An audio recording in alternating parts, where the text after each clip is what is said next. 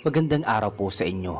Ako po si James at nais kong ibahagi sa inyo ang isang totoong karanasan na nangyari noong taong 1976 sa isang liblib na baryo sa Quezon Province.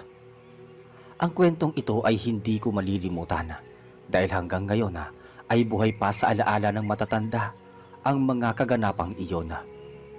Noong panahong iyon, simple lang ang buhay sa baryo. Walang kuryente sa gabi. Lampara lang ang gamit ng bawat bahay. Tahimik ang paligid kapag lumubog na ang araw at tanging huni ng kuliglig at tahol ng haso ang maririnig. Sa baryong iyon nakatira si Mang Istong, isang kilalang albularyo. Kilala siya sa maraming baryo dahil sa husay niya sa panggagamot gamit ang mga halamang gamot, dahon, langis at mga dasal na minana pa niya sa kanyang mga ninuno. Isang araw, dumating si Andrew, isang binatang magsasaka. May dala siyang kaba sa dibdib habang kumakatok sa maliit na bahay ni Mang Istong. Mang Istong! Mang Istong! Mabagal na binuksan ng matanda ang pinto. Si Mang Istong ay payat, maputi na ang buhok at may suot na lumang kamiseta de chino. O Andrew, anong nangyari at ganyan kabilis ang pintig ng dibdib mo? Si Lucia po, Mang Istong. Bigla pong nanghina kagabi. Para pong may humihila sa kanya habang natutulog. Hindi na po siya makabangon ngayon. Napakunot ang noo ni Mang Istong. Si Lucilia, ang isang dalaga sa baryo. Kilala sa ganda at kabaitan. Paborito din siya ng mga kapitbahay dahil palaging nakangiti at marunong makisama. Aba, saan siya ngayon? Nasa bahay po. Nanginginig at tila may sinasabi pero hindi maintindihan. Agad na kinuha ng matanda ang kanyang bayong na puno ng halamang gamot, langis at isang maliit na bote ng tubig na may dasal. Lumakad silang dalawa papunta sa bahay ni Lucilia. Sa bahay, nadatnan nila si Andrea, nakatatandang kapatid ni Lucilia, halatang puyat at pagod. Mang Istong, salamat at dumating kayo. Hindi na po ako mapalagay sa lagay ng kapatid ko. Nasa higaan si Lucilia, namumutla, pawis na pawis, at ang mga matay nakapikit ngunit gumagalaw ang labi na para bang may kausap na hindi nakikita. Lumapit si Mang Istong at marahang hinaplos ang noo ng dalaga. Lucilia anak, naririnig mo ba ako? Bulong ng albularyo. Biglang nanginig ang katawan ni Lucilia. Bumuka ang bibig at lumabas ang boses na hindi kanya. Malalim at malamig. Umalis kayo rito. Hindi niyo siya makukuha. Akin siya. Napatakip ng bibig si Andrea. Napaatras si Andrew, tila ng lumo sa takot. Engkanto! Sabi ng albularyo. Mang Istong, engkanto po ba yung kumuha sa kapatid ko? Oo, karaniwang ganito ang nangyayari kapag napusuan ng mga nilalang na hindi nakikita. Si Lucilia ang napili nila. Nagpausok si Mang Istong gamit ang tuyong dahon ng kamangyan at insenso. Binilugan nila ng usok ang buong kwarto, sabay dasal ng mga orasyon. Si Andrew ay tahimik lang, mahigpit ang hawak sa kanyang rosaryo. Muli na namang nagsalita si Lucilia na malamig na tinig. Hindi ninyo kami mapipigilan. Kinuha ko na siya. Siya ay para sa akin. Wika ng engkanto sa katawan ng dalaga. Sino ka? Magpakilala ka! Matapang na sagot ni Mang Istong habang patuloy sa pagdarasala. Isang malakas na hangin ang biglang dumaan sa loob ng bahay, gayong sarado ang mga bintana. Napailang si Andrea. Halos yakapin na si Andrew sa sobrang takot. Habang nagpausok si Mang Istong sa loob ng bahay ni Lucilia, lalo lamang naging mabigat ang pakiramdam. Parang may mga matang nakatingin mula sa labas ng mga dingding sa pawid. Hindi na makapagsalita si Andrea. Yakap-yakap na lang niya ang kapatid na si Lucilia na nanginginig pa rin sa higaan. Kailangan natin simulan agad ang pagtawag. Baka tuluyan nang makuha ang kaluluwa ng kapatid mo. Ano pong ibig niyo sabihin, Mang Istong? Kapag hindi natin naputol ang sumpa ngayong gabi, baka hindi na magising si Lucilia. At kapag tuluyang nasama ng engkanto, wala na tayong magagawa pa. Kahit anong gawin, Mang Istong, iligtas po ninyo ang kapatid ko. Sabi ni Andrea. Tumango ang matanda. Kinuha niya sa bayong ang isang panyo na may nakatuping papel sa loob. Nilatag niya ito sa lamiseta. Nakapaloob doon ang orasyon na ginagamit niya laban sa mga nilalang na hindi nakikita. Sinindihan muli ni Mang Istong ang insenso at nagsimulang bumigkas ng panalangin. Habang umaalulong ang aso sa labas, bigla namang umihip ang malamig na hangin mula sa bintana. Akin siya! Akin si Lucilia! Muling narinig mula sa bibig ng dalaga, ngunit ang tinig ay hindi kanya, kundi parang lalaking malalim at malamig ang boses. Hindi ka makakapanakit dito. Sa ngalan ng may kapal, pinapalayas kita! Agad na napahiyaw si Lucilia. Halos mabali ang kanyang katawan sa pagkakaarko. Napayuko si Andrea at tinakpan ng tenga, habang si Andrew ay halos mapatayo sa gilid ng pintuan, hindi makagalaw sa takot. Mang Istong, baka mamatay ang kapatid ko! Sigaw ni Andrea. Hindi, nilalabanan lang niya. Huwag kayong bibitiw. Hawakan niyo siya. Huwag ninyong hahayaang mabitawan. Magkahawak na pinigilan ni na Andrea at Andrew si Lucilia na pumipiglas na parang may ibang lakas na sumapi sa kanya. Lumipas ang ilang minuto ng orasyon, ngunit sa halip na mawala, lalong lumakas ang hangin at tila may anino sa sulok ng dingding. Parang may matangkad na nilalang na nakatayo doon, ngunit malabo at naglaho. Sino ka? Bakit mo ginugulo ang dalagang ito? Tahimik ngunit maya-maya'y muling nagsalita ang tinig mula kay Lucilia. Matagal ko na siyang minamasdan sa ilalim ng puno. Nakita ko siya. Siya ang para sa akin. Hindi niyo siya maaagaw sa akin. Doon naintindihan ni Andrew kung bakit ganon ang nangyari kay Lucilia. Mang Istong, nung nakaraang linggo po, dinala ko si Lucilia sa bukirin. Nagpahinga kami sa ilalim ng malaking balite, malapit sa may sapa. Doon po siguro siya nakita. Tama ka, Andrew. Ang balite ay tirahan ng mga engkanto. At kung doon siya natanaw, doon din siya tinatakan. Anong gagawin natin ngayon, Mang Istong? Mangiyak-ngiyak na tanong ni Andrea. Kailangan natin bumalik sa balite. Doon natin haharapin ang nilalang na kumukuha sa kapatid mo. Nagulat sina Andrew at Andrea. Gabi na at liblib ang daan patungo doon, ngunit wala silang ibang pagpipilian. Kinabukasan, bago lumubog ang araw, naghanda sila Mang Istong. Nagdala ng bote ng langis, tubig na may dasal at mga dahon na panlaban sa mga espiritu. Si Andrea na may nagdala ng kruspihong iniwan ng kanilang ama, habang si Andrew dala ang tapang at panalangin. Dinala nila si Lucilia sa duyan, nakawayan at abaka. Pinasa ni Andrew at isa pang kapitbahay na tumulong. Kahit nangihina, patuloy pa rin ang pag-ungol ni Lucilia na tila may kausap na hindi nakikita. Habang papalapit sila sa malaking puno ng balite, unti-unting bumigat ang hangin. Tumahimik ang paligid at wala ring huni ng kuliklig. Madilim na madilim ang gabi nang makarating sina Mang Istong, Andrew at Andrea at ang kawawang si Lucilia sa ilalim ng punong balite. Ang buwan ay kalahating nakasilip lang sa ulap. At ang liwanag nito'y pilit na sumisilip sa mga sanga ng punong tila kumakaway sa hangin. Hindi karaniwang puno ang balite. Malaki ito, malawak ang ugat na parang mga bisig na nakalitaw sa lupa. Sa paligid tila may mga aninong gumagalaw, ngunit pagtingin mo ng direkta, wala kang makikita. Ang hangin ay malamig at mabigat, at bawat hinga nila'y parang may kasamang pangamba. Si Andrea ang unang nagsalita. Mang Istong, parang ayoko na po. Nakakatakot dito. Kailangan nating tapusin ito, Andrea. Kapag tumigil tayo, baka tuluyan nang mawala ang kaluluwa ng kapatid mo. Si Andrew naman ay tahimik lang, ngunit halata sa kanyang muka ang takot at kaba. Pinilit niyang hawakan ang kruspihong dala ni Andrea at saka siya lumapit sa tabi ni Mang Istong. Doon na nila inlapag si Lucilia sa may ugat ng balite. Agad na nagsimulang gumalaw ang kanyang katawan. Parang hindi mapakali. Nagmulat siya ng mata at muling nagsalita gamit ang tinig na hindi kanya.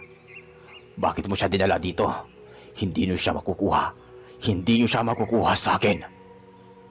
Umigting ang hangin at nagbigay bumaliktad ang dahon ng punong balite na parabang malakas na ihip ng hangin. Ngunit wala namang bagyo. Kung gusto mong makuha siya, humarap ka sa akin. Malakas na tinig ni Mang Istong. Naglagay siya ng bilog sa paligid ng gamit ang asina at langis na may dasala. Dito ka ligtas, Lucilia. Huwag kang bibitew. Bulong niya habang pinapahira ng langis ang noo ng dalaga. Biglang nagliwanag ang paligid ng bahagya at doon nila nakita ang isang anyo. Sa ilalim ng mga sanga, lumitaw ang isang nilalang. Matangkad, maputla, mahaba ang buhok at ang mga matay kumikislap na kulay berde. Ang katawan nito'y parang tao, ngunit mas mahaba ang mga braso at ang mga daliri parang kuko ng hayop. Napalunok si Andrea at napasigaw. "Diyos ko po! Engkanto!" Lumapit ang nilalang at nagsalita, ngunit hindi gumalaw ang kanyang bibig. Bagkus ay dumiretso sa kanilang pandinig ang kanyang boses. Bakit niyo ako ginugulo, matanda? Ang dalagang ito'y napili ko na. Siya ang aking magiging kasama. Hindi niyo siya maaagaw sa akin. "Hindi mo siya makukuha! Hindi! Sabi ni Andrew. Ngunit napaatras siya nang biglang tumawa ang engkanto. Malamig at umalingaw-ngaw. Mahina ang iyong tapang bata. Hindi sapat ang sigaw mo laban sa akin. Hindi nagpatinag si Mang Istong. Itinaas niya ang bote ng langis at nagsimulang mag-orasyon. Sa ngalan ng may kapal, pinapalayas kita sa punong ito. Hindi sa iyo ang kaluluwang ito. Umalis ka at bumalik sa iyong kinaroroonan. Hindi. Ayoko. Sumigaw muli ang nilalang. Hindi siya makakaligtas. Ang tanda na nilagay ko sa kanya ay akin lamang. Kasabay nito, nagbagsakan ang mga sanga ng balite at halos masira ang bilog ng asin sa paligid. Agad na tinulak ni Mang Istong si Andrew. Bantayan mo ang bilog. Huwag mong hahayaang mabura ang asin. Kung mabuksan ito, wala na tayong laban. Sumunod si Andrew. Nanginig ngunit pilit na nagtatapang-tapangan. Ginamit niya ang kanyang paa upang ayusin muli ang asin sa mga parte na nagkahiwalay. Si Andrea naman hawak-hawak ang kamay ng kapatid, umiiyak habang nagdarasal ng Ama Namin. Samantala, patuloy sa orasyon si Mang Istong. Binuhusan niya ng langis ang ugat ng balite at sunod ay sinaboy ang tubig na may dasala. Lumayas ka! Hindi sa iyo ang dalagang ito.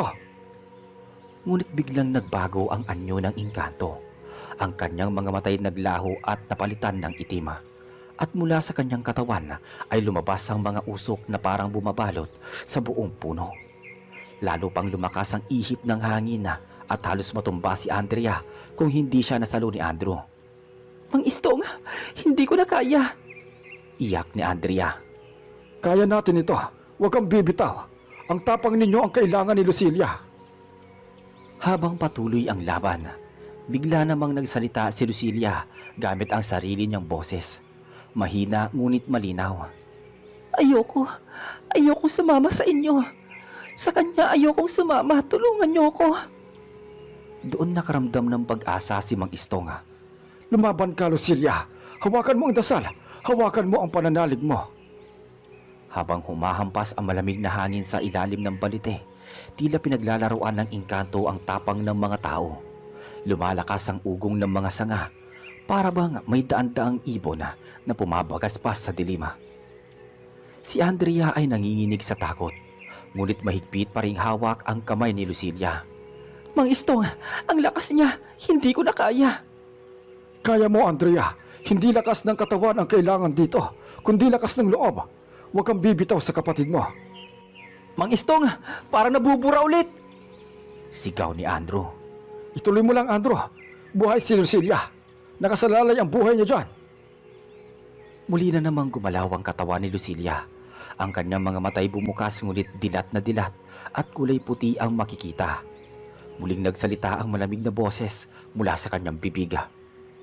Hindi niyo na siya maliligtas. Ang kanyang kaluluwa ay akin na. Kahit anong dasal ang gawin ninyo, dito siya mananatili. Mula sa ugat ng balite, lumabas ang maiitim na anino na gumagapang papalapit sa bilog ng asina. Parang mga kamay na pilit sumasalakay. Diyos ko ha! Ano yan? Sigaw ni Andrea. Mga alagad niya, huwag kayong matakot. Ngunit hindi nagtagal, lumitaw mismo ang engkanto mula sa usok. Matangkad, maputla at ang mga matay nagliliyab na berde. Nakatitig ito kay Mang Istong saka nagsalita. Matanda, hindi mo ako mapipigilan. Bago ka pa ipinanganak, ako na ang nagmamay-ari ng punong ito. Sino ka para hadlangan ako? Tumindig si Mang Istong. Itinapat ang bote ng langis at kruspiho. Isa akong lingkod ng may kapal. Hindi ikaw ang may-ari ng kaluluwa ng tao. Hindi mo siya pwedeng angkinin. Muling nagngit-ngit ang engkanto at biglang kumulog ng malakas kahit walang ulan. Sa isang iglap, bumagsak ang isang malaking sanga ng balite. Halos tamaan si Andrew. Andrew, tumabi ka! Muntik nang bumigay ang tuhod ng binata sa takot, ngunit pinilit niyang manatiling nakapwesto. Sa loob-loob niya, hindi niya kayang iwasan o iwan si Lucilia. Mang Istong, kahit anong mangyari, tutulungan ko kayo, basta't mailigtas lang siya. Sigaw ni Andrew. Tumango ang albularyo. Ganyan ang tapang na kailangan natin. Huwag kang bibitaw, anak. Habang nagpapatuloy ang labanan, unti-unting nagbalik ang boses ni Lucilia. Sa mahinang tinig, narinig nila ang kanyang sinabi. Kuya, ate, tulungan niyo ako. Ayokong sumama. Napahagulgol si Andrea at lalo pang hinigpitan ang kapit sa kapatid. Lumaban ka, Lucilia. Narito kami. Hindi ka namin iiwan. Ngunit muling sinakop ng engkanto ang katawan ni Lucilia at sumigaw ito ng napakalakas. Akin siya. Huwag kayong makikialam. Kapag hindi niyo siya ibinigay sa akin, kayo ang susunod. Doon nagpasya si Mang Istong. Hinugot niya mula sa bayong ang isang maliit na bote ng langis na tinatawag niyang langis ng araw. Ito ang pinakamalakas na panlaban na ginagamit lang kapag wala ng ibang paraan. Sa ngalan ng Diyos Ama, Diyos Anak at Diyos Espiritu Santo, pinapalayas kita! Sumabog ang liwanag mula sa bote at napaatras ang engkanto. Halos matunaw sa silaw. Ang usok na bumabalot sa puno ay unti-unting naglaho. Ngunit bago ito tuluyang mawala, sumigaw pa ang nilalang. Babalikan ko siya! At sa isang iglap, naglaho ang engkanto kasabay ng katahimikan ng paligid. Si Lucilia ay napabagsak sa sahig ng duyana. Hingal na hingal ngunit muling bumalik ang kulay ng kanyang muka. Dahan-dahan niyang iminulat ang mga mata at tumingin sa kanila. Ate, Andrew, Mang Istong, salamat. Sabi ni Andrea. Matapos maglaho ang engkanto sa ilalim ng malaking balite, naghari ang katahimikan. Tila walang nangyari. Wala nang malakas na hangin at wala na ring aninong gumagapang. Ang tangi maririnig ay ang mahinang pag-ungol ni Lucilia na ngayoy payapang nakahiga at nakapagpahinga na ng normal. Si Andrea ay pagod. Yumakap sa kapatid. Salamat sa Diyos, Lucilia. Salamat at ligtas ka na. Si Andrew naman ay halos mapaupo sa lupa sa sobrang pagod. Nanginginig pa rin ang kanyang kamay. Hawak-hawak ang kruspihong ginamit niya kanina. Mang Istong, ligtas na po ba ang kapatid ko? Hindi na po ba siya babalikan ng engkanto? Huminga ng malalim si Mang Istong at tumingin sa punong balite. Sa ngayon ligtas na siya. Pero tandaan ninyo, hindi ganoong kadaling mawala ang isang engkanto. Lalo na kung napusuan na niya ang isang ito. Kailangan pa rin nating maging maingat. Pag-uwi nila sa baryo, sinalubong sila ng ilang kapitbahay na nag-aabang. Kumalat na kasi ang balita na si Lucilia ay kinuha ng engkanto. Nang makita nilang buhay at humihinga ang dalaga, nag-iyakan ang mga tao. Salamat, Panginoon! At salamat sa inyo, Mang Istong! Wika ng isang matandang babaeng kapitbahay. Pinahiga muna nila si Lucilia sa kanilang bahay. Habang natutulog siya, si Andrea ay hindi bumitaw sa tabi ng kapatid. Si Andrew naman nagbantay sa may pintuan. Hawak pa rin ang kruspihong hindi niya binitawan kahit isang saglit.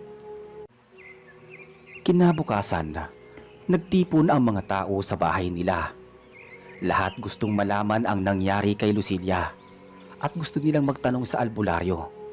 Nagsalita ang matandang albularyo. Mga kababaryo, ang nangyari kagabi ay babala. Huwag kayong basta-basta uupo o hihinto sa ilalim ng punong balite. Hindi lahat ng tahimik ay ligtas. May mga nilalang na nakatira doon na hindi natin nakikita. At kapag napusuan nila ang isa sa atin, mahirap silang paalisin. Tumango-tango ang mga nakikinig. May ilan na natatakot at may ilan naman na parang hindi makapaniwala.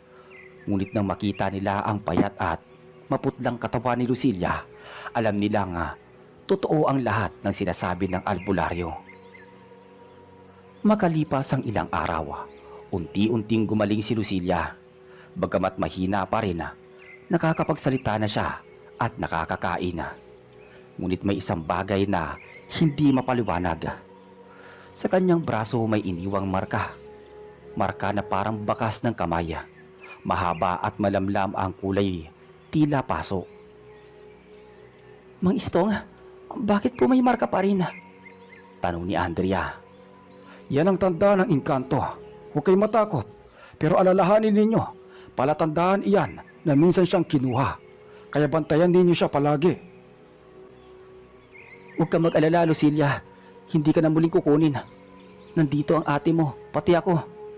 At kung sakali mang bumalik siya, haharapin ko ulit. Sabi ni Andrew. Ngumiti si Lucilia. Nang bahagya, kahit bakas pa rin sa kanyang muka ang pagod. Salamat, Andrew. Lumipas ang mga linggo at muling bumalik sa normal ang takbo ng buhay sa baryo. Ngunit hindi na muling dumaan si Lucilia malapit sa balete. Lahat ng tao'y lumalayo na rin sa punong iyon kahit araw pa. Si Mang Istong na may lalong iginagalang ng mga tao. Maraming dumadayo para magpasalamat at magpatingin sa kanya. Dala ng balitang iniligtas niya si Lucilia mula sa engkanto.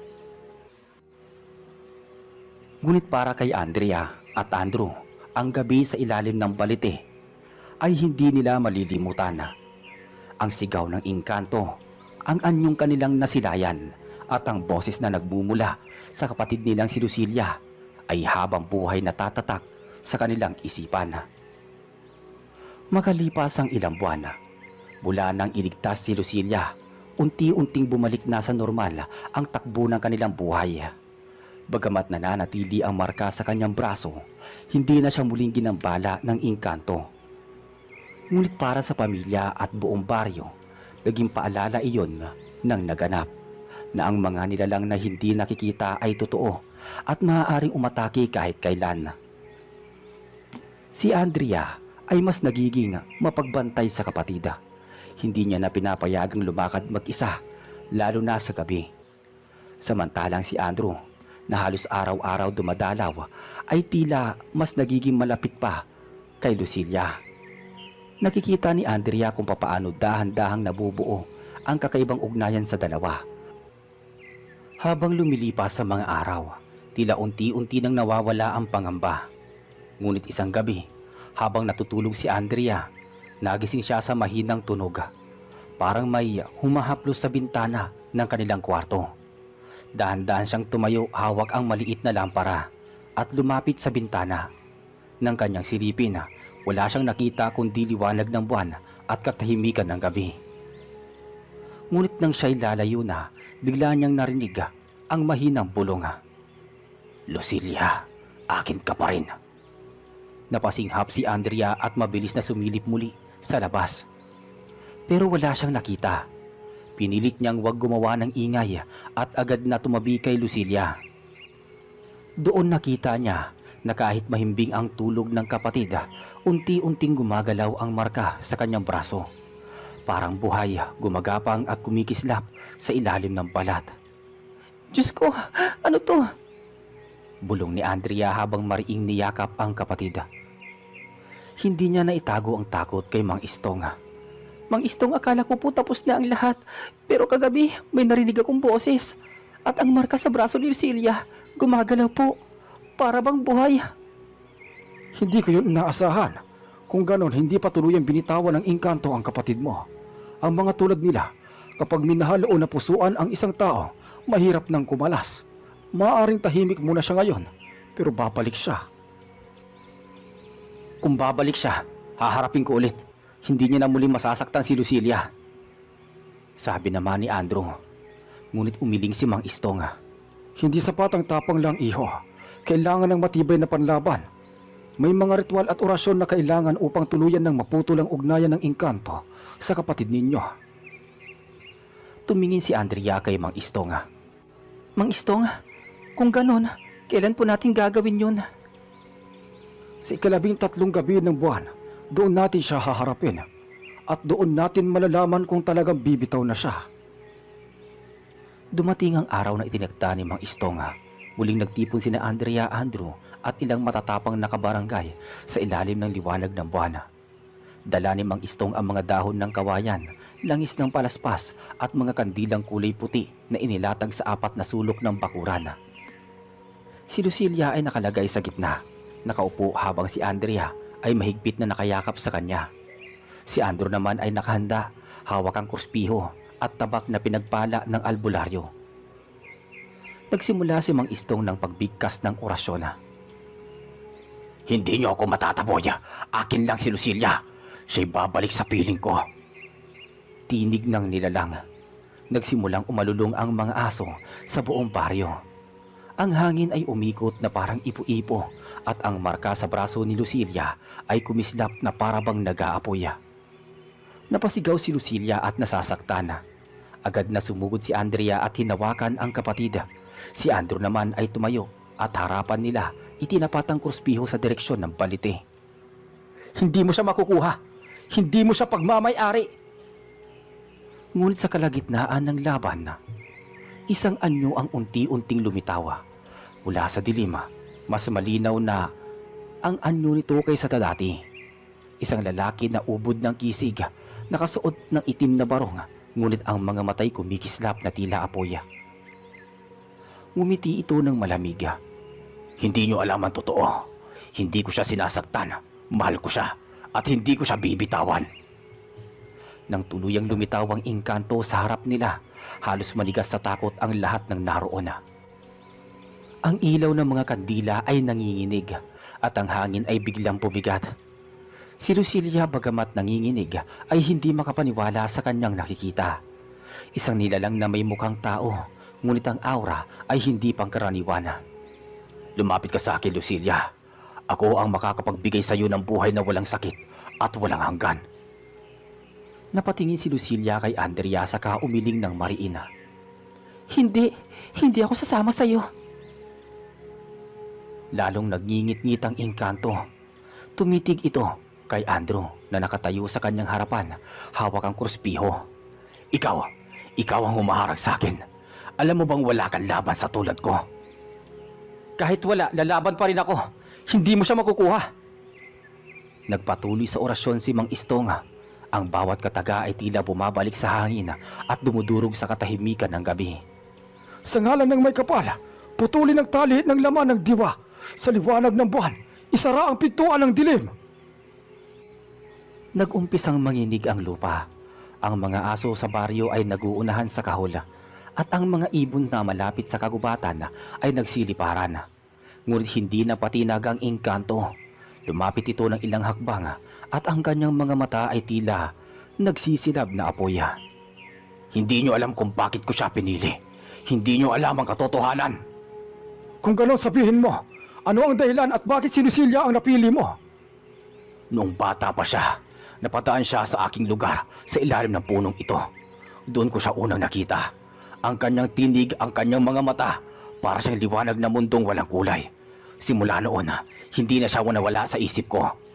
Sinubukan ko lumapit sa kanya, ngunit hindi ako makatawid sa mundo ninyo. Kaya, nang siya'y lumaki, kinuha ko ang pagkakataon na makalapit sa kanya. Mahal ko siya At iyon lang ang dahilan. Mahal, hindi pagmahal ang ginagawa mo. Sakit at takot ang binibigay mo. Hindi siya sa'yo sasama at yun din ang sabi niya. Tumindi ang sigaw ng hangin at ang apoy ng mga kandila ay halos mamatay na. Ngunit bago pa ito tuluyang mangyari, itinuro ni Mang Istong ang isang dahon ng kawayan na may nakaukit na orasyon at idinikit sa lupa. Sa kapangyarihan ng may likha, binibigkis kita sa iyong pinagmulan. Hindi mo siya madadala. Kung mahal mo talaga siya, palayain mo siya.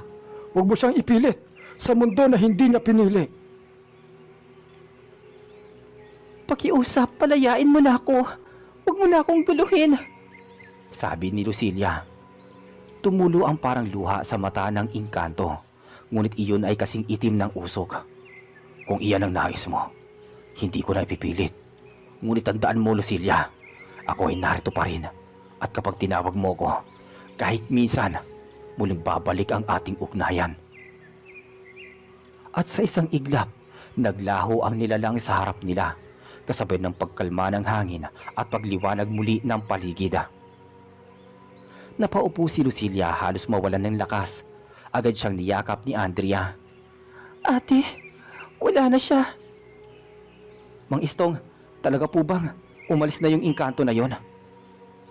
Hindi ko masasabing umalis na. Ang ganitong ugnayan ay mahirap putulin. Ngunit sa pagkakataong ito, pinili ng engkanto na magparaya. Ang natitirang laban nasa puso at isipan na ni Lucilia. Kapag siya'y tumawag, babalik ang nilalang. Kaya't kailangan niyang maging matatag. Tahimik na napatingin si Lucilia sa kanyang braso. Ang marka ay naroon pa rin, ngunit tila kumalma. Hindi na ito gumagalaw. Hindi ko na siya tatawagin. Hindi ko nahahayaan na bumalik siya. Wika ni Lucilia.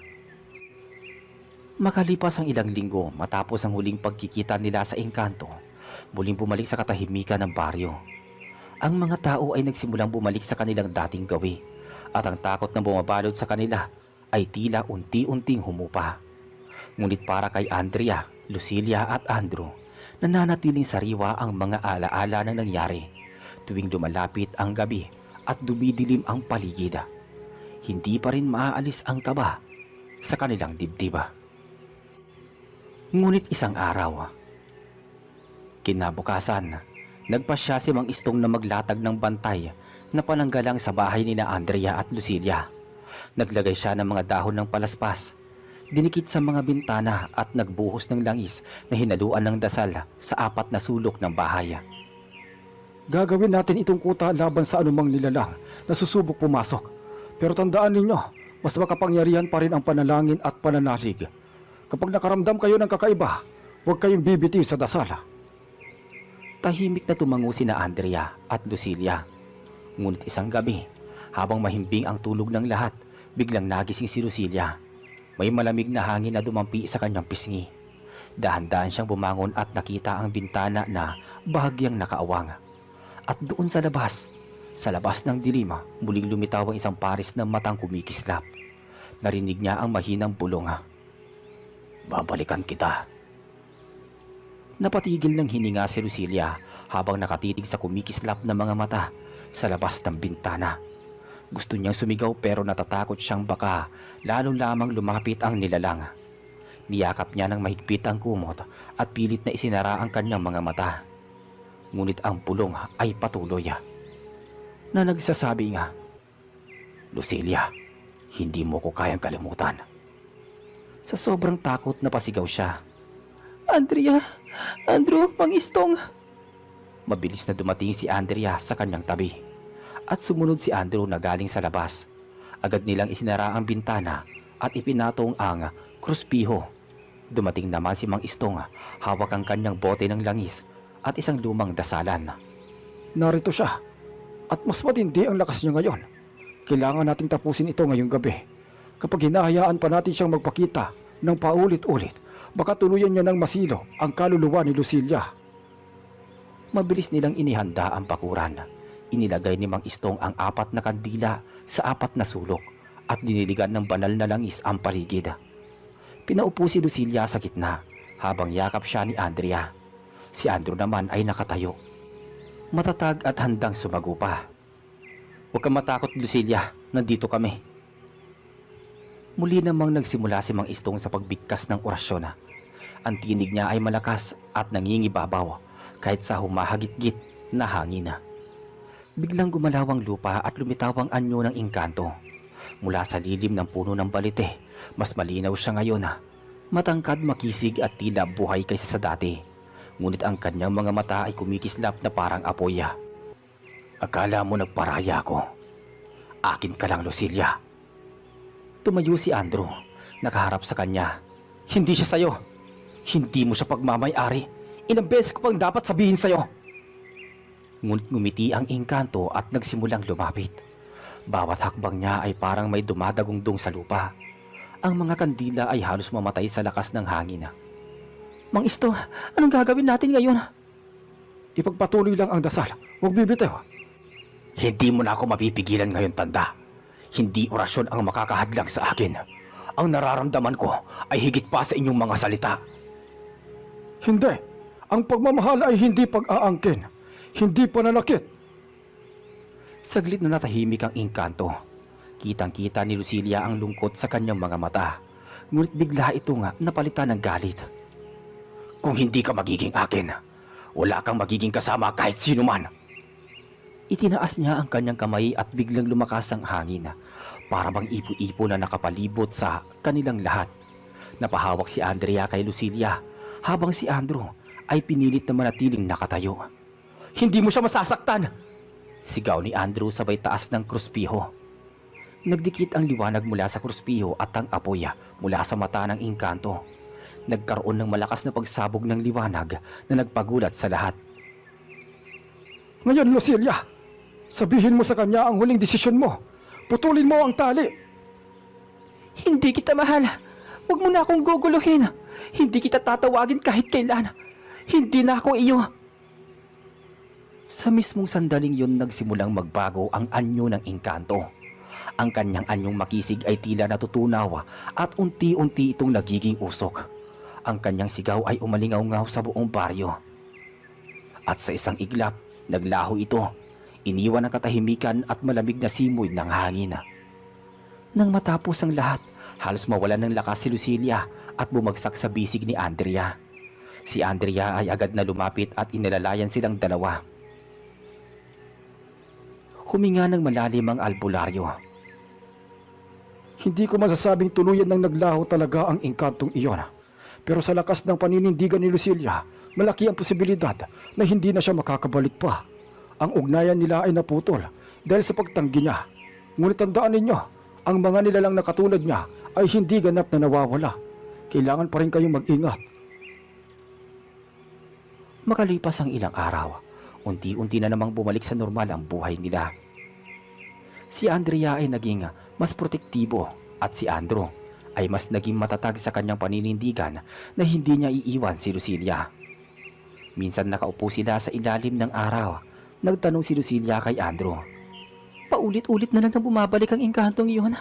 Kung sakaling bumalik siya ulit, handa ka pa rin bang protektahan ako?" Hindi kita iiwan. Kahit pa bumalik siya, hindi ka niya kayang pagsamantalahan. Hindi ka nag-iisa. Napangiti si Lucilia at marahang sumandal sa kanya. "Salamat, Andrew. Sa wakas pakiramdam ko malaya na ako." Sa mga sumunod na araw, unti-unting nawala ang mga kakaibang pangyayari sa baryo. Ang puno ng balite na dating pinamumugaran ng engkanto ay unti-unting natuyo at tuluyang bumagsak matapos ang isang malakas na bagyo. Para bang iyon ang huling tanda ng nilalang na matagal nang nagbabantay kay Lucilia. Si Mang Istong ay madalas pa ring bumisita sa kanila, dala ang kanyang paalala. Huwag kalimutan ang pananalig. Kahit wala na siya, may iba pang nilalang na nagmamasid. Huwag kayong kampante.